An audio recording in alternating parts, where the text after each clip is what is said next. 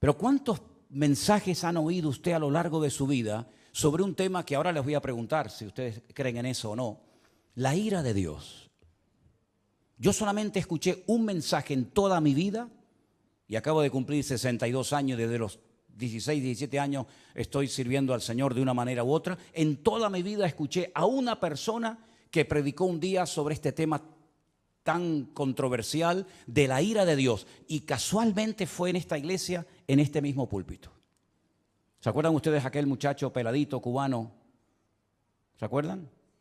Él predicó un día sobre la ira de Dios y fue un mensaje excelente. Y después, cuando terminó, le dije, no es fácil predicar de esto. No es fácil porque nadie está orando para tener a Dios de espalda a nosotros. A nadie le agrada ver tragedias y muertes y guerra. A nadie le agrada. No estamos orando para que esas cosas sucedan. Generalmente nuestras oraciones son: Señor, cuídanos, protégenos, bendícenos, ayúdanos. Pero sabemos que nuestro Dios es un Dios de amor, un Dios de misericordia, pero también se enfada. Y yo veo a Dios cuando su Hijo unigénito, el Señor Jesucristo, cargó el pecado de todos y cada uno de nosotros. El Señor Jesucristo dijo: ¿por qué me has desamparado? Dios dejando a su Hijo solo en la cruz, porque en ese momento su Hijo era el pecado personificado de toda la humanidad.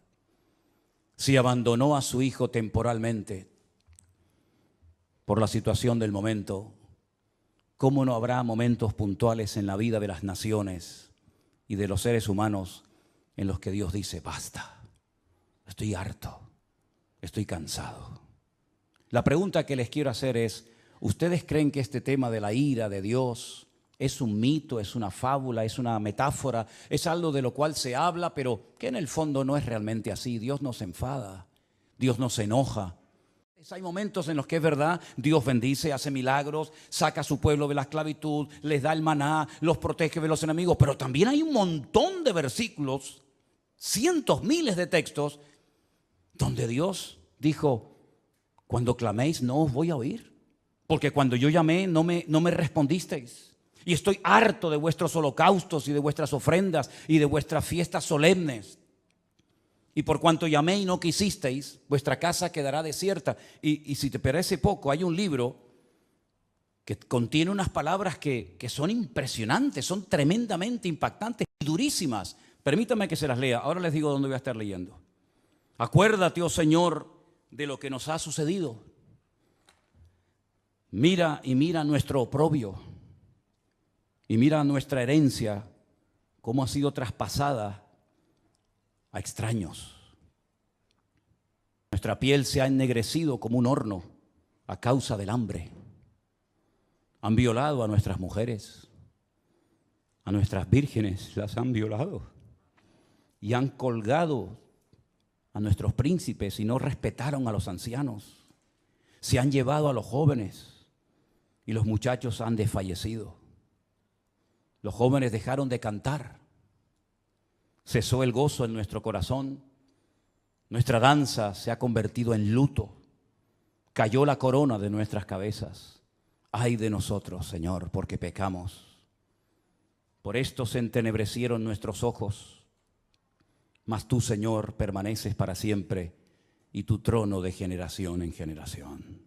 No estoy leyendo un poema, estoy leyendo la Biblia, en el capítulo 5 del libro de Lamentaciones. Es tremendo, ¿verdad? Es tremendo cuando Dios dice: basta, hasta aquí hemos llegado, se acabó. Es tremendo cuando Dios le dice a su pueblo: no voy a oír vuestras oraciones, no voy a estar presente en vuestras fiestas solemnes, no voy a oír. El cielo lo haré de bronce y vuestras oraciones no pasarán del techo.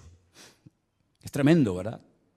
Cuando Dios ha permitido cosas tremendas en la historia que han afectado a millones de personas, como por ejemplo el diluvio. ¿Cuántas miles de personas habrán muerto en el diluvio, hermanos? Bueno, nadie lo puede saber con exactitud, pero yo creo que murieron miles de personas en el diluvio. Algunos dirán: bueno, millones. Bueno, está bien, millones. ¿Quién mandó el diluvio, hermanos? ¿Quién mandó el diluvio?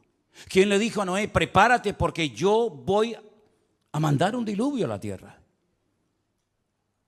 ¿Quién fue el que destruyó las ciudades de Sodoma y de Gomorra? Si no fue tu Dios, ¿quién fue entonces? A mí me hace gracia cuando hay gente que dice, es que el Dios del Antiguo Testamento es completamente diferente al Dios del Nuevo Testamento. Y eso es muy peligroso hablar así, porque estás hablando como que hay dos dioses, uno malo y uno bueno. Uno que está siempre enfadado y enojado y otro como que es benevolente, como Papá Noel o como San Nicolás, como lo llaman en otros países, ¿verdad? Que nos concede todo y no importa lo que hagamos. Pero esa no es la enseñanza bíblica.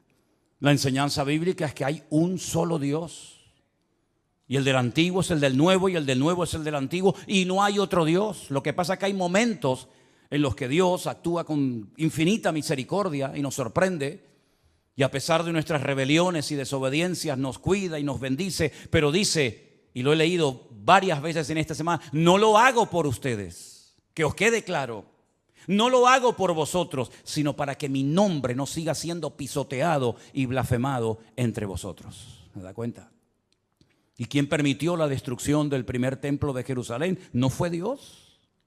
¿Quién le dio autoridad a Nabucodonosor para que quemara el templo y se llevara los tesoros a Babilonia y rompiera la ciudad de Jerusalén y durante 70 años no pudieran volver a su tierra? ¿Quién fue? ¿No fue Dios? ¿Y quién fue el que permitió la destrucción del segundo templo de Jerusalén, donde se cree que murieron 1 millón de judíos en la destrucción de la ciudad de Jerusalén? Y todas las matanzas y todas las guerras y todos los ríos y ríos de sangre que se podía haber evitado a lo largo de la historia. ¿Y quién fue el que permitió la Shoah? La Segunda Guerra Mundial. ¿Quién permitió todo aquello? Claro, hay predicadores que se han especializado en mensajes que motivan a la gente, ¿no? En mensajes de aliento, de ánimo. Hay tantos profetas y tantos pseudoapóstoles que cuando uno habla de la ira de Dios, del enojo, del enfado de Dios, como que se les mueve el piso porque dicen, no, yo no estoy de acuerdo con eso. Vuelvo a repetirles, yo no estoy en este lugar para que ustedes me aplaudan o me sigan o me admiren. Yo no estoy en este lugar para tener cada vez más audiencia y que la gente diga en los comentarios, estoy de acuerdo con usted, pastor, estoy de acuerdo. Y aunque estuvierais en contra, me da exactamente igual porque voy a seguir predicando lo que Dios dice en su palabra, independientemente de la reacción de la gente. En esta semana me han llamado miembro de Hamas, me han llamado nazi.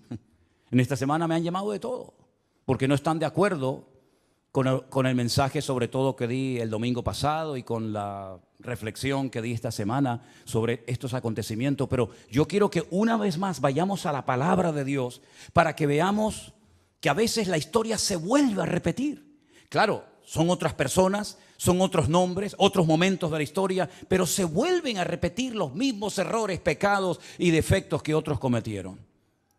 Vamos a comenzar a leer en Segunda de Crónicas, el capítulo 14. Y vamos a ver cómo Dios aguanta y soporta y tiene infinita misericordia, pero hay momentos en los que Dios tiene que hablar y actuar e intervenir en la historia. En el capítulo 14 de Segunda de Crónicas se relata la historia de un rey del sur de Judá llamado Asa. Era el hijo de un rey llamado Abías. Este rey, dice en Segunda de Crónicas capítulo 14, versículo 1, después Abías durmió con sus padres y fue sepultado en la ciudad de David. Y reinó en su lugar su hijo Asa, en cuyos días tuvo sosiego el país por 10 años. Así parece ser que durante 10 años estuvieron tranquilos, no pasó nada. Hizo Asa lo bueno y lo recto ante los ojos del Señor su Dios, porque quitó los altares de culto extraño y los lugares altos, quebró las imágenes y destruyó los símbolos de Acera, y mandó a Judá que buscase al Señor, el Dios de sus padres, y pusiese por obra la ley y sus mandamientos. Quitó asimismo de todas las ciudades de Judá los lugares altos y las imágenes, y estuvo el reino en paz bajo su reinado. Edificó ciudades fortificadas en Judá, por cuanto había paz en la tierra y no había guerra contra él en aquellos tiempos, porque el Señor le había dado paz. Dijo por tanto a Judá: edifiquemos estas ciudades y cerquémoslas de muros con torres, puertas y barras, ya que la tierra es nuestra, porque hemos buscado al Señor nuestro Dios, le hemos buscado y Él nos ha dado paz por todas partes. Edificaron pues y fueron prosperados. Si se terminara la historia de Asa con este versículo, podríamos decir que Asa fue un buen rey, porque dice la Biblia que hizo lo bueno ante los ojos de Dios. Pero ¿dónde se prueba la fe verdadera de un creyente? ¿En la paz, en la calma, en la quietud, en la prosperidad? No. Ahí todo, mientras todo va bien, todo el mundo funciona y todo el mundo está contento. Dice que él era bueno delante de Dios y comenzó a hacer una serie de reformas y comenzó a fortificar ciudades y comenzó a hacer obras muy interesantes, muy buenas, necesarias también, pero porque había paz, no había guerra en el país. Pero llegó el momento que las cosas cambiaron. Y tuvo también Asa ejército con escudos y lanzas. Tuvo de Judá 300,000. Es curioso, ¿no? El mismo número de reservistas que Israel ha movilizado en estos días, 300,000. Y de Benjamín 280,000, es decir, tenía 580,000 soldados entre su tribu y la tribu de Benjamín, que traían escudo y entensaban arcos, todos hombres diestros. Versículo 9. Salió contra ellos Zera, etíope, con un ejército de 1,000,000 de hombres. 1,000,000 de hombres. Y además tenían 300 carros y vino hasta Maresa. Entonces salió Asa contra él, ordenaron la batalla en el valle de Cefata junto a Maresa, y clamó Asa al Señor su Dios y dijo, escuchen la oración: oh Señor, para ti no hay diferencia alguna en dar ayuda al poderoso o al que no tiene fuerzas. Ayúdanos, Señor Dios nuestro, porque en ti, ¿qué dice? Nos apoyamos y en tu nombre venimos contra este ejército. Casi igual que las palabras que David pronunció cuando fue a pelear contra el gigante Goliat. Tú vienes contra mí con espada y jabalina, mas yo voy contra ti en el nombre de mi Dios. Ahora Asa casi dice lo mismo. Ayúdanos, porque en tu nombre venimos contra este ejército. Oh Dios, tú eres nuestro Dios. Que no prevalezca el hombre contra nosotros. ¿Qué pasó? Que el Señor, Jehová, deshizo a los etíopes delante de Asa y delante de Judá, y huyeron los etíopes, que eran 1,000,000 de hombres armados hasta los dientes, y además 300 carros de combate. Era humanamente imposible hacer frente y vencer a este poderosísimo enemigo, porque la desproporción era enorme. Tenían 580,000 hombres, pero el enemigo viene contra ti con 1,000,000 de soldados y no vas a poder hacer frente a esta guerra. ¿Qué fue lo que hizo Asa? Orar. Señor, ayúdanos. Nos apoyamos solamente en ti. Dios le respondió sí o no. ¿Vio una contundente victoria? ¿Sí o no? ¿Fue el enemigo derrotado? ¿Sí o no? Bueno, con esta victoria ya Asa tenía que tener más que interiorizada y aprendida la lección de que si oramos y nos apoyamos solamente en Dios, Dios siempre nos va a ayudar. No importa el momento, no importa la dificultad, no importan nuestras limitaciones. Nosotros nos apoyamos en nuestro Dios, que no conoce ningún tipo de limitación, y siempre el Señor saldrá victorioso. ¿Cuántos dicen amén? Perfecto. Al poco tiempo, capítulo 15, vino un tal Azarías, hijo de Obed, un profeta digamos ambulante, no muy conocido, pero dijo cosas muy interesantes. Salió al encuentro de Asa y le dijo: oídme, Asa y todo Judá y Benjamín. El Señor estará con vosotros si vosotros estuviereis con él.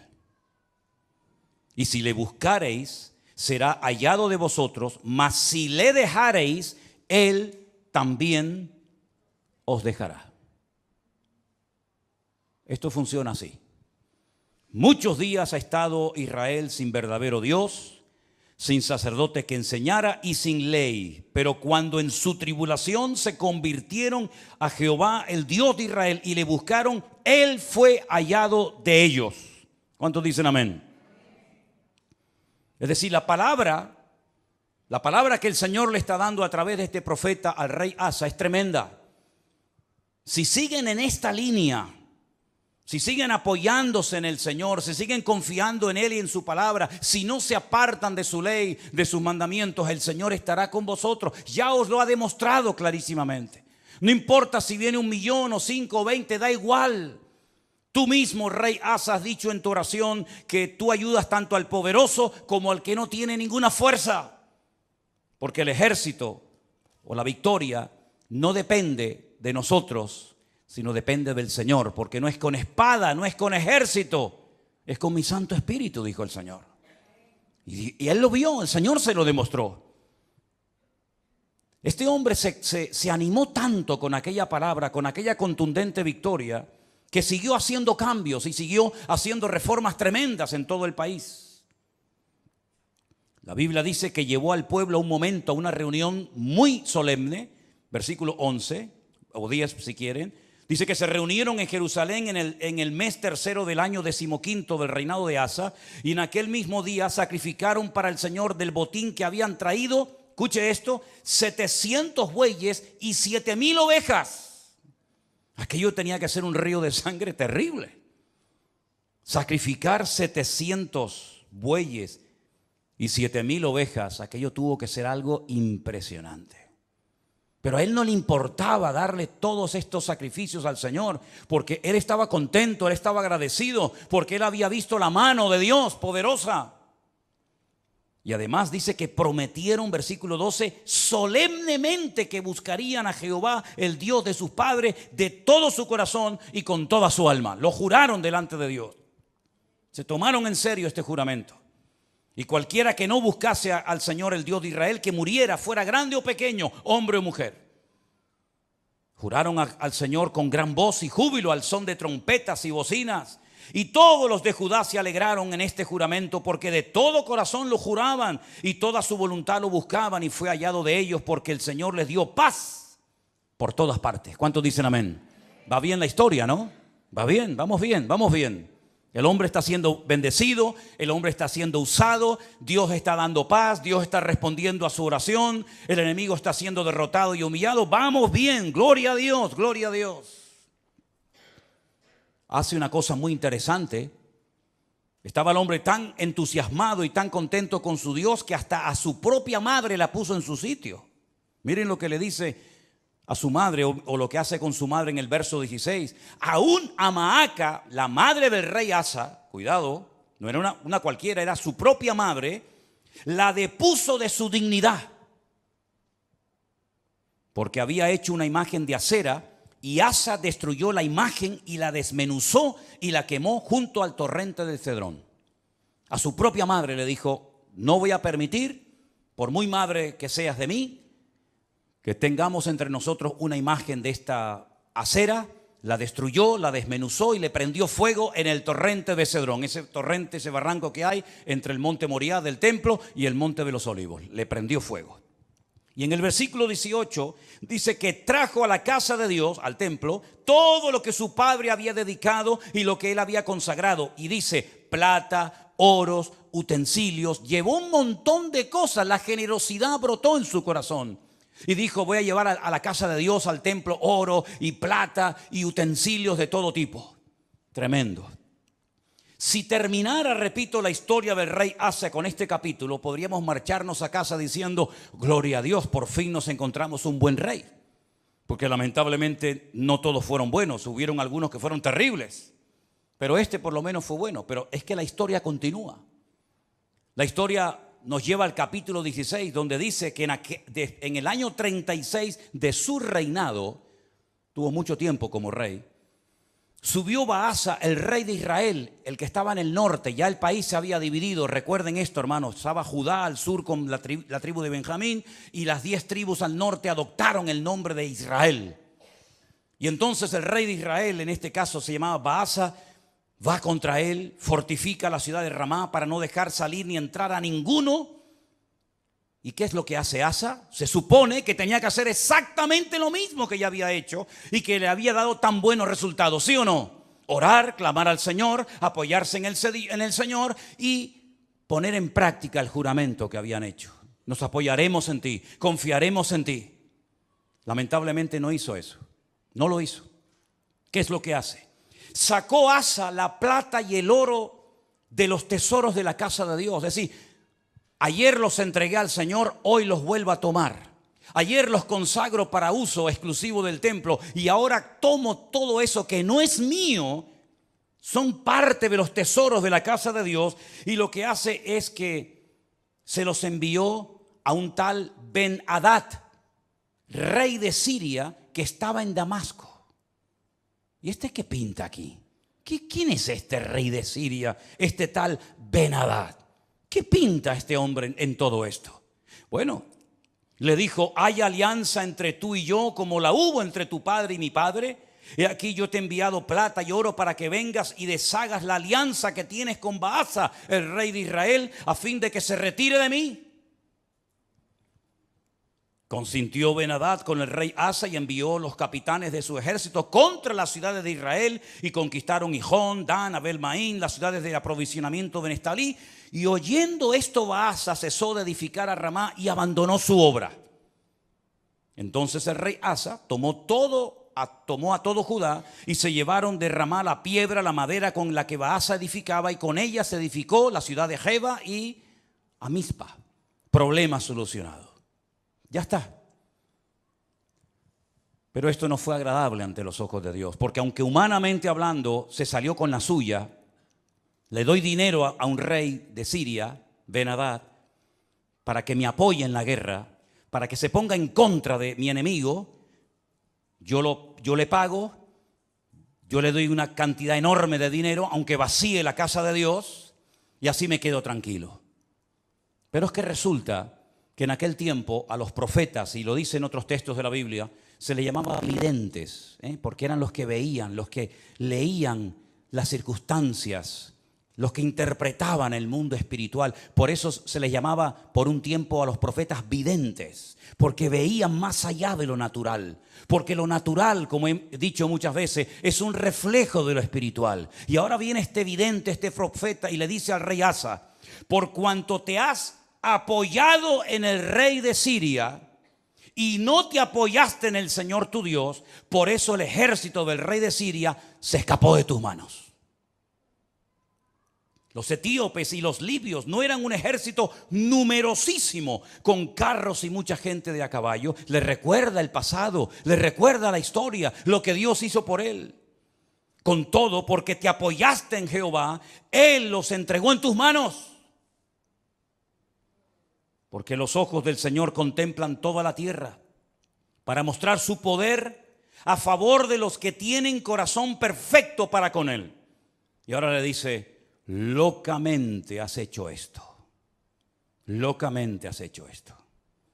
Porque de aquí en adelante habrá guerra contra ti. Has abierto una brecha, has abierto una puerta en el mundo espiritual, y a partir de hoy tu vida va a cambiar radicalmente, pero para mal, no para mejor. ¿Qué hubiera hecho usted, hermano y hermana, o yo, si nos viene un profeta como este Hanani y nos amonesta y nos dice esta palabra? ¿Qué hubiéramos hecho? Señor, perdóname, lo siento. Así como el profeta Natán, ¿se acuerdan cuando fue a la casa del rey David y le dijo: tú eres ese hombre, tú has pecado por culpa tuya? El nombre de Dios ha sido blasfemado y pisoteado en el mundo de los gentiles. Y David dijo: Señor, perdóname, no quites de mí tu Santo Espíritu, ¿verdad? Y ten piedad de mí, etcétera, etcétera. Lo mismo tendría que haber hecho Asa, ¿sí o no? Era un hombre de Dios, conocía la palabra, había visto el poder de Dios en su vida, en su reinado. Lo lógico hubiera sido decir: perdóname, Señor, lo siento mucho, he dado un mal ejemplo al país. sacando los tesoros de la casa de Dios y dándoselos a un pagano para que me ayude, como si no tuviéramos un Dios más poderoso que el rey de Siria, Ben-Hadad. ¿No te das cuenta, querido hermano, que cada vez que te apoyas en algo o en alguien que no es Dios, el que se lleva la gloria no es Dios, sino el que en la persona en la que te has apoyado? Locamente has actuado. Tú, un hombre de Dios, no tiene que actuar de esta manera. Un pueblo que conoce a su Dios no puede caer en estos errores. ¿Qué dije el domingo pasado? Hay cosas que se hacen en este país o en el tuyo o en muchas naciones de la tierra que no es que estén bien, pero bueno, digamos que no afectan tanto al mundo espiritual. Pero Israel no puede permitirse ser como los demás. Israel no puede imitar a los demás perdiendo su identidad, apoyándose en lo que nunca tenían que haberse apoyado y olvidándose de su Dios. Porque Israel no es un país cualquiera. Israel tiene que ser un punto de referencia para todo el mundo. Tiene que ser una luz entre las naciones, que ese fue el propósito por el cual, o uno de los propósitos por el cual Dios los llamó. Así que has actuado locamente porque tú tenías que haberte apoyado en el Dios Todopoderoso, que te ha demostrado que es un Dios poderoso y que no importa si vienen 1 millón o 20 contra ti, el Señor te va a librar. Y como hemos cantado esta tarde, y espero que no solamente haya sido una canción, sino algo que tenemos claro en nuestra vida: por un camino vendrán y por 7 huirán. Y él sabía ese versículo que hemos cantado en esta tarde. Pero ¿qué pasó? Versículo 10. Se enojó Asa contra el vidente. Se enfadó contra el profeta. Lo mete en la cárcel porque se encolerizó grandemente a causa de esto. No le hizo gracia la palabra del profeta Hanani. No le gustó. Oprimió Asa en aquel tiempo a algunos del pueblo. Mas he aquí, los hechos de Asa, primeros y postreros, están escritos en el libro de los reyes de Judá y de Israel. Ahora escucha bien. En el año 39, pocos años después de su reinado, este rey enfermó gravemente de los pies. Y en su enfermedad, ¿a quién buscó? A los médicos. Como diciendo, ni en mi enfermedad me voy a humillar delante de Dios. No está mal ir a los médicos, ni mucho menos. El Señor dice en su palabra: yo envío sanidad y medicina a mi pueblo. Pero la actitud de Asa es de soberbio, es de arrogante, es decir, estoy enfermo, si clamara al Señor, Dios me podría sanar, pero no lo voy a hacer, porque no quiero saber nada de ese Dios. Y dice que en su enfermedad buscó a los médicos en vez de a Dios. Al final, murió. En el año 41 de su reinado, lo sepultaron en los sepulcros que él había hecho para sí en la ciudad de David. Lo sepultaron en un ataúd y le llenaron de perfumes y de diversas especies aromáticas preparadas por expertos perfumistas, e hicieron un gran fuego en su honor. Perfumes para el muerto. Y ahí se acaba la vida y el reinado de Asa. ¿Qué les parece? ¿Qué les parece? Bueno, esto al fin y al cabo es una historia del pasado, de la cual podemos extraer ciertas y determinadas aplicaciones y lecciones para nuestra vida. Pero ¿saben qué? El hombre no aprende. El hombre no aprende. Sigue cometiendo los mismos errores, los mismos pecados, y en vez de apoyarse solamente en Dios, que los ha librado tantas veces de ser destruidos y tragados por sus enemigos, vuelven a apoyarse en ejércitos extranjeros, en la ayuda de hombres, en vez de apoyarse única y exclusivamente en su Dios. Hemos leído en esta tarde, espero que hayan prestado atención: el Señor es mi luz y mi salvación. No temeré lo que me pueda hacer el hombre. Ellos tienen una palabra que dice: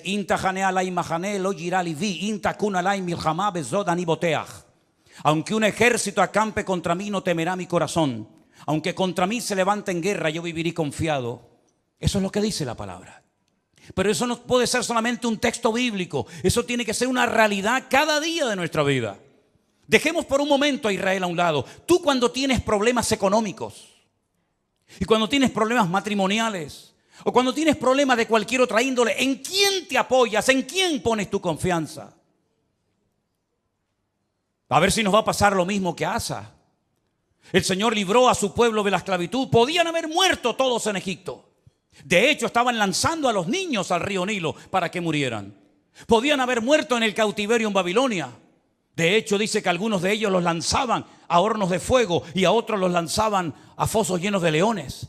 Podían haber muerto en la Edad Media, cuando la corona española junto con la Inquisición comenzó a matar gente por todas partes de España, incluido también a ellos. Podían haber desaparecido en la Segunda Guerra Mundial. Podían haber perecido en cualquier otro momento de la historia, pero Dios siempre, siempre ha tenido misericordia de ese pueblo. Cuando estaban con la soga hasta el cuello, en su angustia invocaban a Dios y Dios les respondía. Y han demostrado a lo largo de la historia que no importa si son poquitos o muchos, la mano del Señor siempre ha estado con ellos. En 1967, 5 naciones tremendamente poderosas con un odio tremendo contra ellos.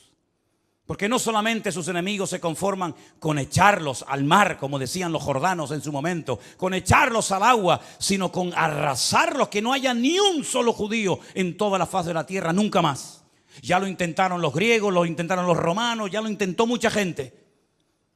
Y en aquellos días, una semana de guerra para vencer a 5 naciones, a 5 potencias militares. En 7 días, y al 7º reposaron, fue más que suficiente para demostrarle al mundo que el Dios de Israel es el Dios todopoderoso.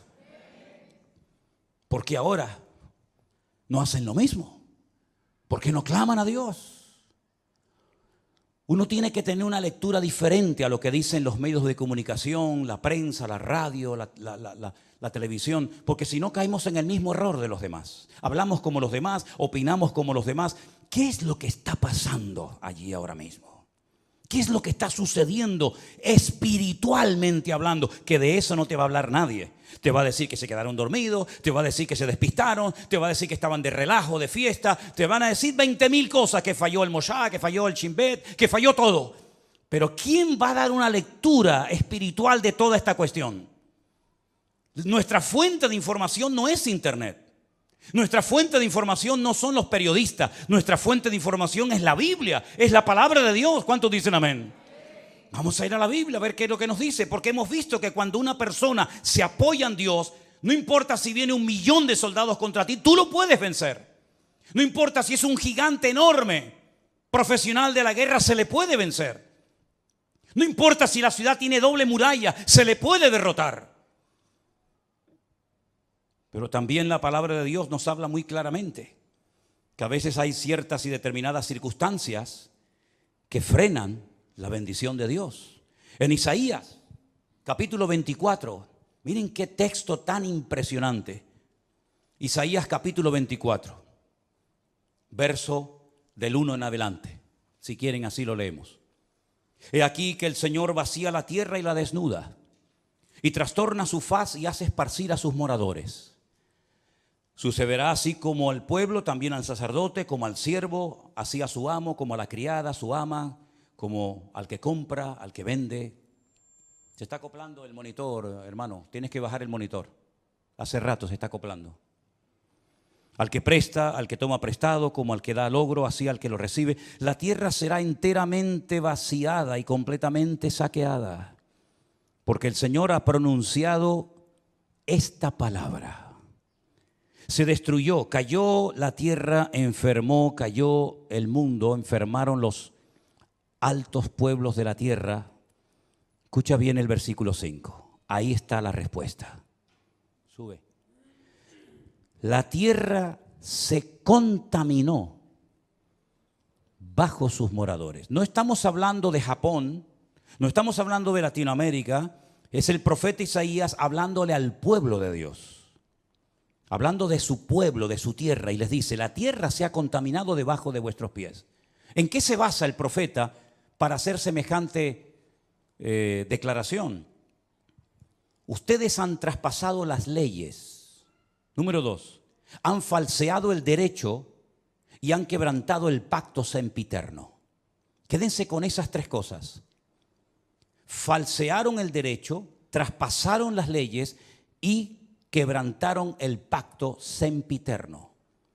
Aquí está la clave, mi hermano. Ahí está la respuesta que Dios da en su palabra. Por supuesto, estudié el texto en hebreo y cuando dice leyes, dice Torot, porque está en plural. Si fuera la ley, diría Torah, pero como dice las leyes, dice Torot, las leyes de Dios. Las habéis traspasado, las habéis quebrantado. Falsearon el derecho, Hok. Hok es otra palabra que significa obligaciones morales, normas de convivencia. Las habéis quebrantado también. No solamente lo divino, lo religioso, la Torá, los Torot, los mandamientos inspirados por el Espíritu Santo, dados a través de Moisés en el monte Sinaí, los habéis quebrantado. No solamente eso, sino que también habéis modificado las normas, habéis manipulado vuestras obligaciones y habéis permitido ciertas y determinadas cosas que van en contra de la palabra que ustedes saben como pueblo de Dios que no se deben ni se pueden hacer. Y además de todo eso, lo que ha sucedido es que el pacto sempiterno, fíjate qué palabra tan interesante. Una cosa es eterno, otra cosa es sempiterno. Parece lo mismo, pero no es igual. Nuestro Dios no es sempiterno, nuestro Dios es eterno, porque no tiene principio ni tiene fin. Pero el pacto que Dios hizo con el pueblo de Israel tiene principio y no tiene fin. Por eso se llama un pacto sempieterno. No es un sinónimo, sino es una connotación diferente. Dice el Brit Olam. El Brit Olam en hebreo se ha traducido muy bien en esta ocasión por un pacto que tuvo un principio. ¿Dónde tuvo el pacto ese principio? Vamos a verlo ahora.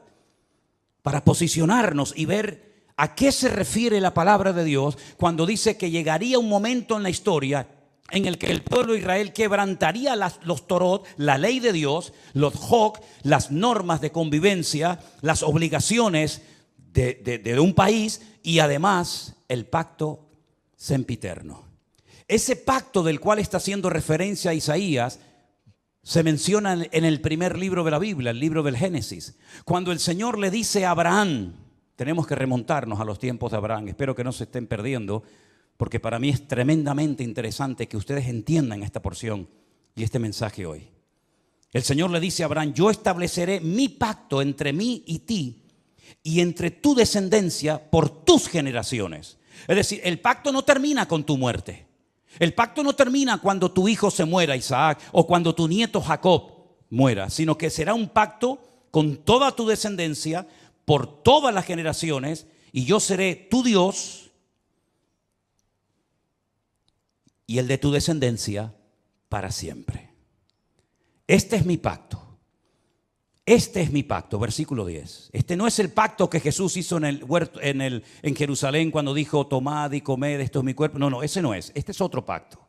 Este es un pacto que está haciendo con Abraham, el padre de la nación hebrea. El pacto que Dios hizo con este varón le dice, guardaréis entre mí y vosotros y tu descendencia después de ti. Será circuncidado todo varón entre vosotros. Es decir, siempre hay una señal de un pacto. ¿Cómo puedo yo demostrar que Dios ha hecho un pacto conmigo? ¿Cómo lo puedo demostrar? Bueno, Dios me dijo ya, Dios te dijo, pero las palabras se las lleva el viento, como dice el refrán. ¿Cómo podía Noé demostrar que Dios había hecho un pacto con él? Cuando veáis el arco en las nubes, esa es la señal del pacto que yo he hecho con ti. Perfecto. ¿Y cómo podía Abraham demostrar, o la descendencia de Abraham, que Dios había hecho un pacto con ellos, que los había escogido de entre todas las naciones? Esta será la señal del pacto. Circuncidaréis la carne de vuestro prepucio y os será por señal entre mí y vosotros. A la edad de 8 días. Luego no es un pacto con la nación islámica, con los árabes, porque los árabes se circuncidan a los 13 años. Y los judíos circuncidan a sus hijos a los 8 días. ¿Te das cuenta? El pacto va a ser una señal que vas a llevar toda tu vida en tu carne, en tu cuerpo. Y se la tienes que hacer al bebé a los 8 días. Por vuestras generaciones. El nacido en casa, el comprado por dinero, también los extranjeros que no fueren de tu linaje. Debe ser circuncidado el nacido en tu casa, el comprado por dinero. Estará mi pacto en vuestra carne por pacto perpetuo. El varón incircunciso, el que no hubiere circuncidado la carne de su prepucio, aquella persona será cortada de su pueblo, ha violado mi pacto. Da igual si son religiosos o no, si son creyentes o no. si son practicantes o no. No hay ni un solo varón de Israel que no sea circuncidado. Ni uno. No van a la sinagoga, no leen la Torá, no practican los mitzvot, no se ponen los tefilín, no hacen ningún tipo de manifestación religiosa. Pero a nadie se le ocurriría tener un hijo y no circuncidarlo. Eso no se negocia. Aunque te hayas casado con una chica no judía, jamás por amor a tu mujer no judía vas a decir, bueno, al niño no lo circuncidamos. No, lo han hecho en todas partes, en Egipto. En la Segunda Guerra Mundial lo hacían, a escondidas lo hacían. Por la prohibición que los reyes católicos pusieron de que no se podía seguir circuncidando. Es la señal del pacto. Todos los hombres en Israel están circuncidados.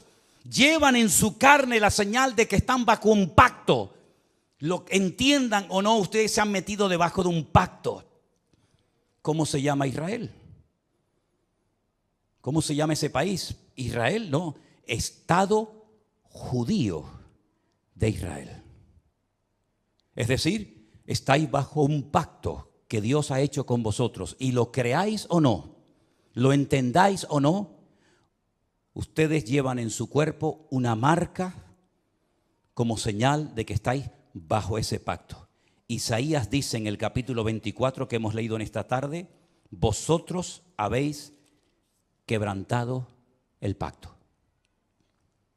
Vosotros habéis traspasado las leyes y habéis falseado el derecho. La ley de Dios no se modifica, no se le quita ni se le añade nada. Ya están los 613 mandamientos en lo que se conoce como la ley, la Torá, el Pentateuco, el Humash, ponle el nombre que usted quiera. 613 mandamientos, no se le quita ni se le pone nada. Si quieres saber cuáles son esos mandamientos, tienes ahí Génesis, Éxodo, Levítico, Número y Deuteronomio. Ahí están todos. Eso ya no se puede tocar. Pero las normas, las reglas, tienen que ir en consonancia con la ley de Dios, ¿sí o no? ¿Quién se tiene que adaptar? ¿El hombre a Dios o Dios al hombre? El hombre a Dios, ¿no? Luego, cuando en la Knesset, ¿qué es la Knesset? La Knesset es el parlamento israelí, donde están todos los partidos políticos, los de derecha, los de izquierda, los árabes, todos están allí. En la Knesset se aprueban leyes y esas leyes tienen que ir en consonancia con la palabra de Dios, porque ustedes están bajo un pacto y lo saben porque llevan la señal de ese pacto en vuestra propia carne. ¿Me siguen o no? Ok. Vamos a conocer al presidente del parlamento israelí. Se los presento a todos ustedes. Ahí lo tienen.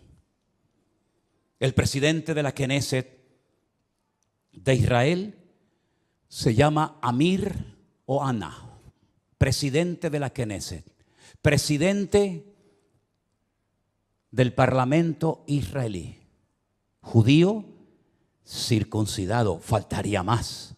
Veamos lo que nos dice la Wikipedia en su vida personal.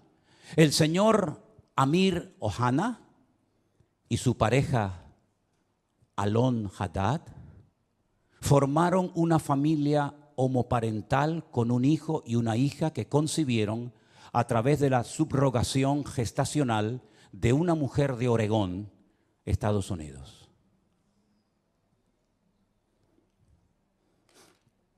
Sin comentarios. Gracias.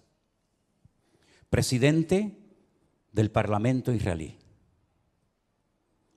Vosotros habéis traspasado mis leyes, habéis pervertido el derecho y habéis quebrantado mi pacto.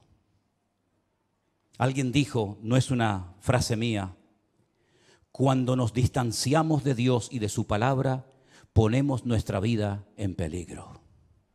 ¿No les parece a ustedes?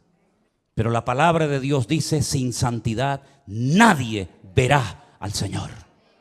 Llámese Israel, llámese sudamericano, llámese latino, llámese como se llama. Sin santidad nadie verá al Señor. No es un título, una nacionalidad, un pasaporte lo que nos salva, sino el apoyarnos única y exclusivamente en Dios y en su palabra. Pero ahora resulta que ya están tranquilos porque el tío Sam les ha dicho, yo estoy con ustedes. Antes se llamaba Ben Hadad, ¿Se acuerdan? Ben-Hadad. Ahora se llama señor Biden. Pero qué lástima que no haya un Ananí en Israel hoy por hoy. Porque si Juan el Bautista levantara la cabeza y entrara al parlamento israelí, bueno, ya entró en su época, ¿no? Cuando aquel rey llamado Herodes, ¿se acuerdan? ¿Se acuerdan el rey Herodes? Aquel títer, aquel monigote que ni era rey ni nada, pero lo habían nombrado los romanos, le habían dicho, tú vas a ser el rey de Israel. Qué valientes fueron los magos de Oriente, ¿se acuerdan? Cuando vienen seguramente en un viaje de días, de semanas o tal vez de meses y llegaron a Belén, al Herodión, donde vivía el rey Herodes y le dijeron, venimos a adorar al rey de los judíos porque su estrella hemos visto en el oriente. Y Herodes habrá dicho, ¿el rey de los judíos soy yo? No. Tú eres un estrellado. Nosotros venimos a ver a aquel que es digno de recibir toda honra y toda gloria. Y dice que cuando llegaron, se postraron y lo adoraron, ofreciendo sus tesoros de oro, incienso y mirra. A ese rey perverso y terrible llamado Herodes, llegó un día Juan el Bautista, que algunos habrán dicho, cállate la boca, no digas nada. Te la está jugando, y le dijo, no te es lícito haberle robado la mujer a tu hermano y llevártela a tu cama y acostarte con ella. No te es lícito, adúltero. ¿Qué le costó a Juan el Bautista esa declaración? La cabeza. El rey Herodes quiere hablar contigo. Jesús dijo, decidle a esa zorra. Y me dicen a mí que yo soy duro hablando. Decidle a esa zorra. Y no fue a verlo. Y no fue a verlo. Y cuando aquel soberbio, arrogante romano le dice, ¿no me hablas? Llevo una hora interrogándote, te puedo librar de la mano de tus verdugos y no me contestas. No sabe que tengo autoridad para librarte. Y es entonces cuando el Señor dice, tú no tendrías nada que hacer contra mí si mi Padre no te lo permite. Aquí no se mueve ni una sola hoja de un árbol sin permiso de nuestro Dios. Y no hay nada que ocurra en las naciones de la tierra, y menos en esa tierra santa para Dios, donde Él es el dueño de la tierra, que no lo permita el Señor. ¿Se dan cuenta cómo tenemos que clamar por misericordia más que nunca, mis queridos hermanos? Con semejantes personajes, con semejante panorama, que Dios tenga misericordia de nosotros. Miren esta fotografía. Miren esta fotografía. Estamos en la ciudad de Tel Aviv. Un montón de gente. Sería muy bueno que la ampliaras. Sí, yo sé que se va a perder mucho de lo que dice, pero ahí hay una reunión de oración. Fueron a orar. Y judíos, por temor a que en otras naciones no les dejaran en público hacer una reunión de oración, viajaron expresamente en esos días de Yom Kippur a Israel, porque todos los años se hace en una plaza pública en Israel, se hace un acto de oración, de perdón. Y entonces estos judíos, algunos mayores, otros jóvenes, familias enteras, viajaron a Israel para poder participar en público en las calles de la ciudad de Tel Aviv de una reunión de oración. Y mire lo que dice en la parte de abajo. Las personas que se mudaron a Israel sintieron miedo en el único lugar donde no esperaban sentirse amenazados por su judaísmo. ¿Quién impidió esa reunión de oración? ¿Jamás? ¿Hezbollah? Los de la banderita de colores y toda la tropa que les acompaña interrumpieron una reunión de oración. ¿A quién molestaban? ¿A quién le podía hacer daño que un montón de gente allí oraran a Dios pidiendo por la nación? ¿Qué problema, qué daño puede hacer eso? En esa plaza, unos días más tarde, en esa misma plaza, ponemos la siguiente fotografía, por favor. La gente se reúne y enciende velas para recordar a las víctimas de Israel. ¿Casualidad? Díganme lo que quieran. Díganme lo que quieran. Pero en esa plaza, una semana atrás, los echaron prácticamente a patadas para que no oraran por Israel. Y una semana más tarde, en esa misma plaza, tuvieron que ir a poner velas a recordar lamentablemente, en ese acto de salvajismo terrible que hemos visto, a las víctimas que murieron. ¿Qué les parece, hermanos? ¿Qué les parece? Empecé este mensaje haciéndoles una pregunta. ¿Ustedes creen en la ira de Dios? ¿Ustedes creen que Dios se enfada, que podemos hacer lo que nos da la gana y no pasa nada? Sigan jugando con Dios, sigan. Tarde o temprano te darás cuenta que con Dios no se puede jugar. Es mejor decir no soy nada a decir soy judío, soy cristiano, soy evangélico, soy creyente y vivir peor que la gente del mundo. Yo decía hasta hace unos días, ya no lo voy a volver a decir más porque sería un insulto, ¿no? Yo decía que esta gente que entró hizo esas cosas terribles que no tienen ni nombre, y lógicamente no vamos a poner ninguna escena de esas, se portaron como animales, y me equivoqué. Los animales no se comportan así. Alguien dijo recientemente, si los seres humanos todos tuviéramos corazón de perro, no habría guerras en el mundo. Porque dicho sea de paso, la palabra perro en hebreo es kolev. Kelev. Kol, lev. Todo corazón. Kol, todo, lev, corazón. El perro se llama en hebreo todo corazón. ¿Cuánto echo de menos a mi perro? ¿Cuánto echo de menos a Trotsky? ¿Cuánto lo echo de menos? Los viajes que he hecho con él, los días que he viajado solo por ahí, durmiendo en cantidad de lugares y siempre a mi lado, siempre ahí, ¿verdad? Ustedes saben que era mi sombra. Cuando vivíamos enfrente de la iglesia, saltaba el muro, aunque tenía ya las patitas con problema y con dolor, saltaba y se metía aquí en la iglesia y aquí se quedaba quietito, ¿verdad? Si fuéramos todos los seres humanos con corazón de perro, no veríamos estas cosas terribles que hemos visto. 150 personas que no se sabe lo que va a ser de ellas, niños, en fin, no quiero ni mencionar la palabra. ¿Qué les parece, hermanos? El único que puede solucionar esto, ¿saben quién es? Dios. ¿Saben quién va a ganar la guerra esta? Dios es el que la va a ganar. Y si todo esto lleva al hombre a ponerse de rodillas y a pedir perdón, pues gloria a Dios. Porque lean ustedes esta semana Sofonías, lean ustedes Joel, lean ustedes Miqueas, lean ustedes el libro de Jeremías, lean ustedes, hermano, el libro de Lamentaciones, y os vais a dar cuenta cuántas muertes, cuántas guerras se podían haber evitado si el pueblo hubiera puesto su apoyo y su confianza solamente en Dios. Y no he mencionado lo peor. Lo voy a mencionar así de pasadas, pero no nos olvidemos que un papa pidió perdón, ya tarde, pero bueno, por lo menos pidió perdón por la Inquisición. Un rey español pidió perdón por haber expulsado al pueblo de Israel de España, robándoles todas sus posesiones y mandándolos con lo puesto. Alemania pidió perdón hace años por lo que había hecho, y mira qué país tan bendecido y tan próspero es Alemania, ¿eh? Pero el pueblo de Israel, que yo sepa, pueblo que amo, y si pudiera ir allí ahora mismo iría, nunca pidió perdón por haber matado a mi amado Señor San Jesucristo. Nunca lo hizo. Es más, su nombre es blasfemado cada día. Entonces, queridos hermanos, ¿tiene o no tiene Dios misericordia de nosotros y de su pueblo Israel?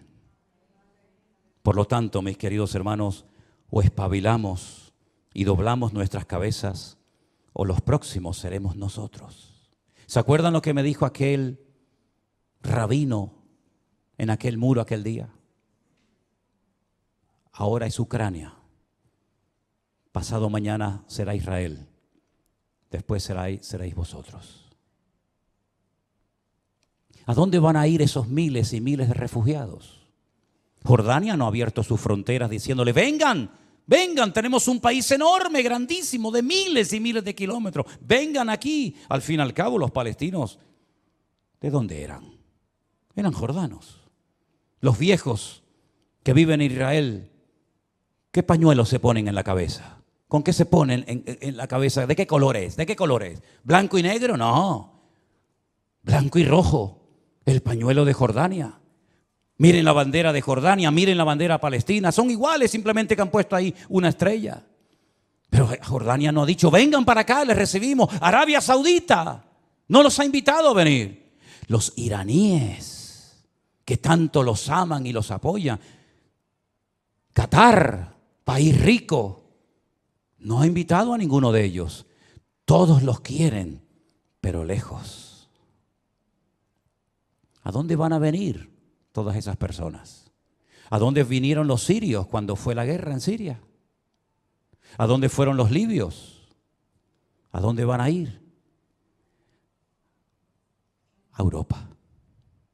Aquí tienen pagas, aquí tienen comida, aquí tienen todo lo que sus hermanos árabes jamás les van a dar. Así es que he dicho muchas veces, lo mejor está por venir. Pero bíblicamente, para ciertos sectores de la tierra, lo peor está por venir. Porque si les interesa el tema, lean esta semana detenidamente capítulo 38 y 39 de Ezequiel. Ahí te dice quién va a atacar y cuándo lo va a hacer. Y no son estos, Hay un dato tremendamente significativo. Esta guerra va a terminar, por supuesto que sí.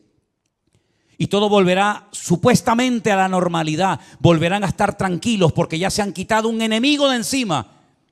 Lean Ezequiel 38 y 39 y te dice cuándo va a atacar el de arriba. El de arriba. ¿Quién es el de arriba? El del norte. El oso.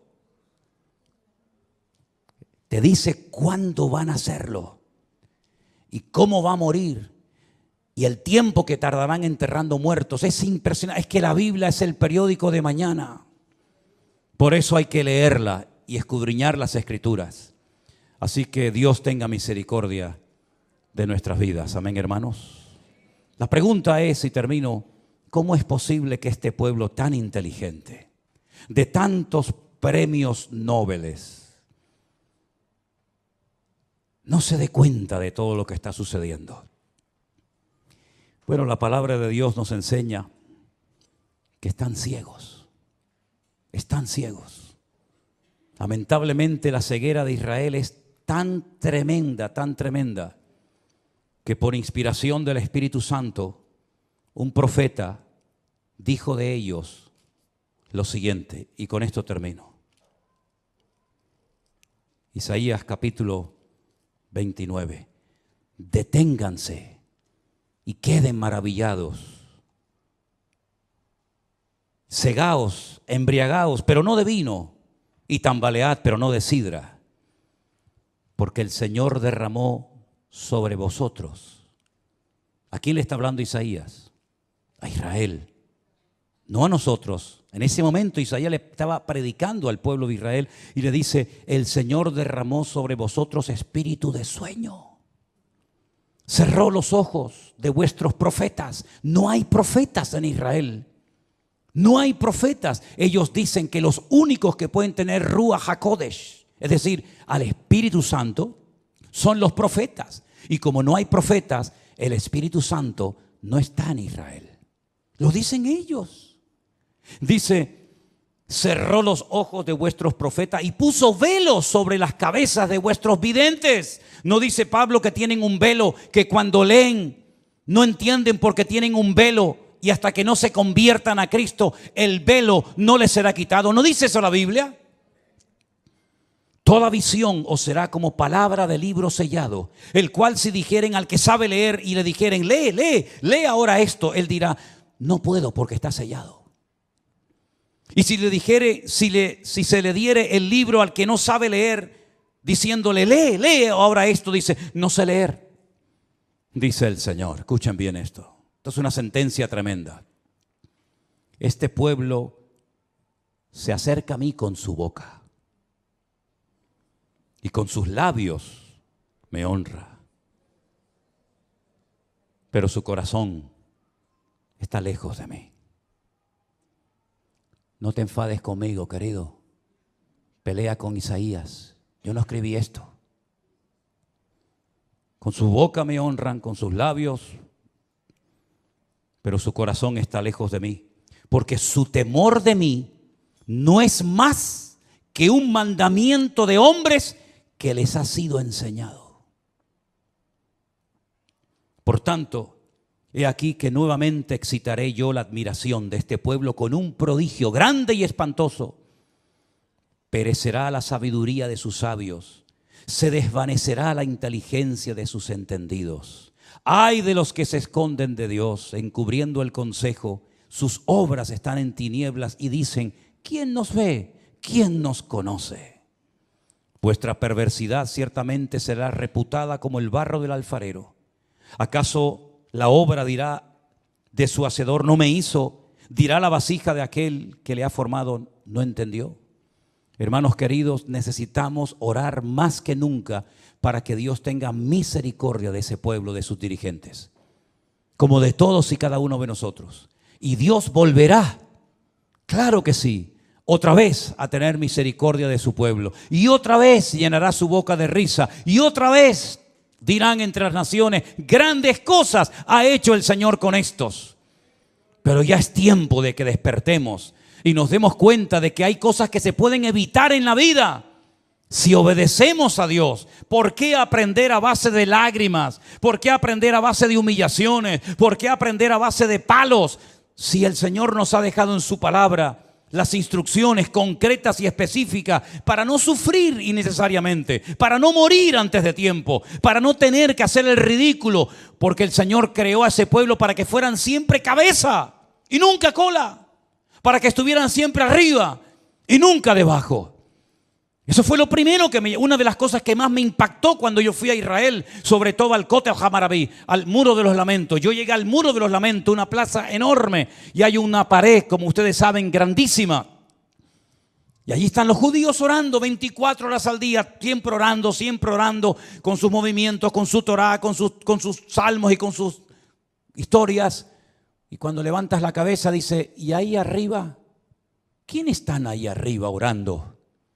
Esas mezquitas que están ahí arriba, aquella de Al-Aqsa, el domo de la roca donde Abraham subió a sacrificar a Isaac. ¿Quiénes están ahí arriba? No, arriba están los árabes. ¿Arriba? Sí, están arriba. ¿Y abajo? ¿No os dais cuenta que hasta en lo natural el Señor nos habla y nos dice: es que yo no diseñé a mi pueblo para que estuvieran abajo. Yo diseñé a mi pueblo para que estuvieran arriba y fueran cabeza y no cola. Pero eso no sucede por tener un pasaporte azul con la menorá y decir: soy del Estado de Israel. Eso sucede cuando circuncidas tu corazón y te conviertes de corazón al Señor que te amó eternamente y te lleva esculpida en las palmas de sus manos. Cerramos nuestros ojos en esta noche. Mediten en esto. Reflexionen en estas palabras. También a nosotros el Señor nos llama al arrepentimiento, a una conversión genuina. Claro que sí, no estamos exentos. Si esto se hace con las ramas naturales, ¿qué no se hará con las ramas que hemos sido injertados en el olivo verdadero? Por lo tanto, mis queridos hermanos, aprendamos la lección. Dios viene a buscar un pueblo sin mancha y sin arrugas. Que Dios se apiade de nuestras vidas. Repasemos todas estas lecturas, estos textos bíblicos. Y por encima de todo esto está nuestro amor al pueblo de Dios, el remanente verdadero que habita en Israel. Nuestros hermanos en Cristo que alaban y honran al Señor como nosotros. Los que se guardan del pecado, de las contaminaciones de la carne, los que van contracorriente, aunque sean criticados, aunque sean perseguidos, aunque sean objeto de burla, pero allí están. No han doblado sus rodillas, como le dice el Señor al profeta Elías. Hay 7,000 varones que no han doblado sus rodillas ante Baal. Y en Israel hay muchos hermanos, pastores, congregaciones, siervos de Dios, que no han doblado sus rodillas.